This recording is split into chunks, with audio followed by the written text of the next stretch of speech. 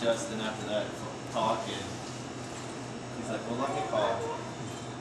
And about an hour later, my phone rings, and it's a number I don't recognize, and I answered. It was a Wood County Democratic chairman. He's like, so I hear you might be interested in running for Congress.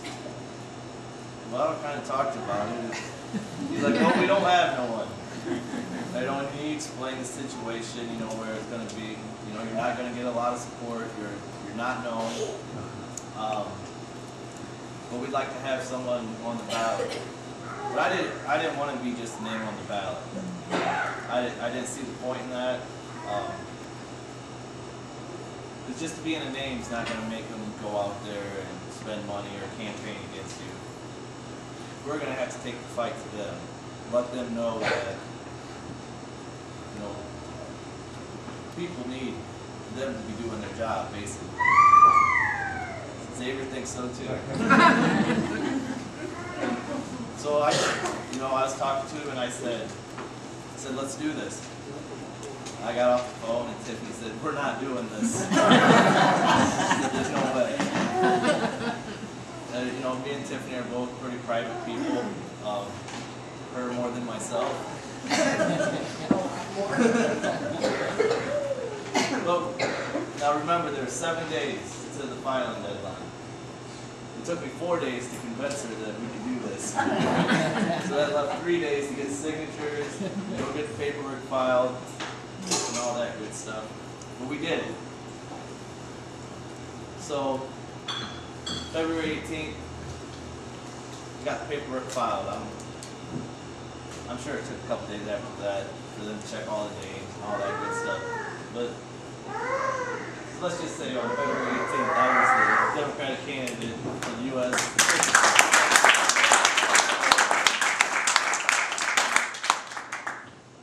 So since then, I've been a busy man.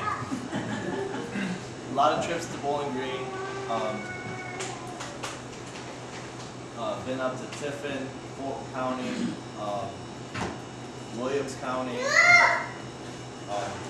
Went to Tiffin and good old MapQuest gets you there. You guys be taking all these country roads. I tried to backtrack in the dark and rain. Ended up in Fremont. So it was like a 3-hour drive home, but we made it. I spent a weekend down in Columbus at a Young Democrats seminar. And it was a learning experience. I did some classes on fundraising. Listening to some politicians just speak on how they got started in things. And everyone had a unique story. I think I had a unique story too. We all do. You know, everybody in this room has a unique story. Every life is unique. It was pretty neat. I went out on break and was just kind of standing out there checking out the sun, and the governor pulled up. So I got to shake his hand, and I told him, you know, he kind of was just walking down the line, shaking hands. I said, "Excuse me, sir. But I'm Caleb Finkenbeiner, and I'm running for Congress in the 5th Congressional District. Well, good luck. Whose district is that?" And I said, "Bob Laddie." Oh.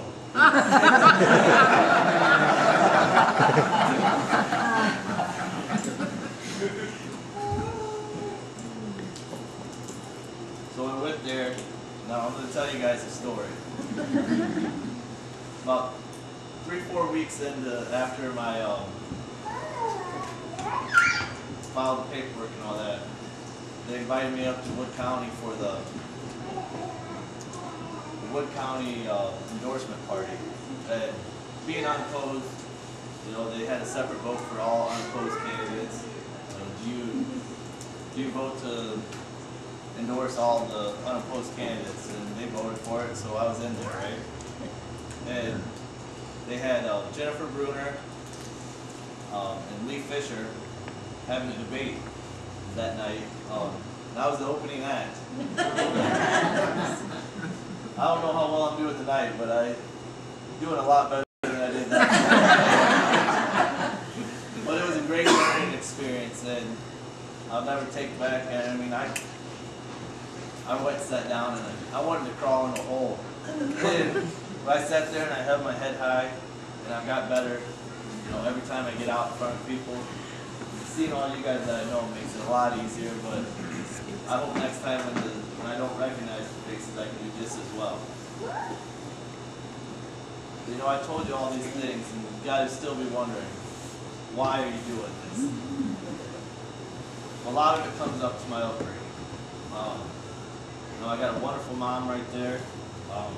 She always taught me, a person's word is more important than their pocketbook.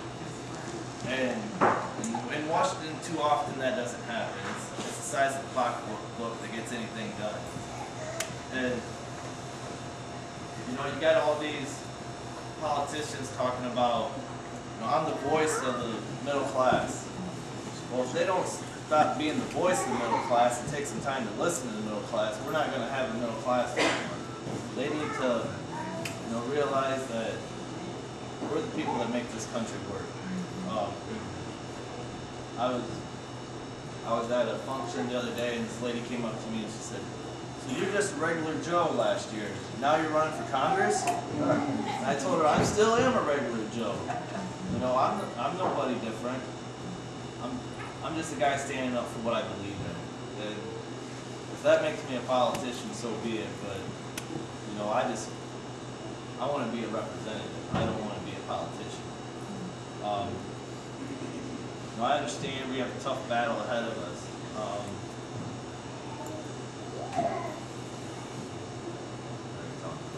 I can't skip ahead of myself.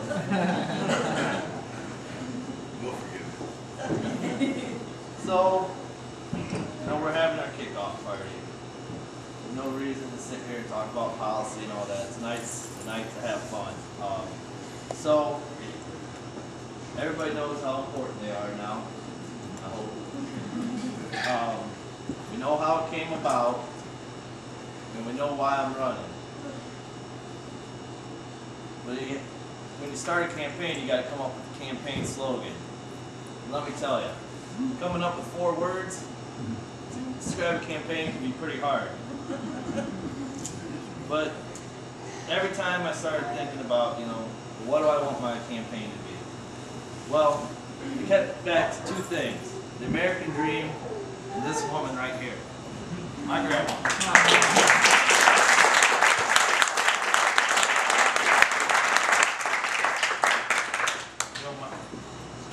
My grandma, she was born during tough times, a lot tougher times than we're seeing right now.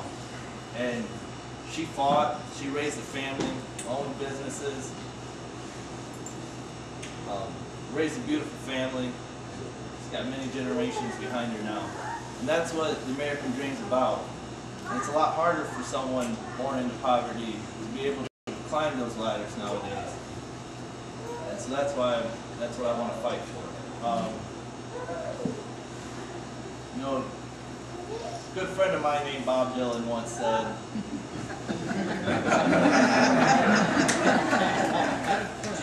he said, "I'll let you be in my dream if I can be in your dream." Well, I'm bringing back the dream. I said that.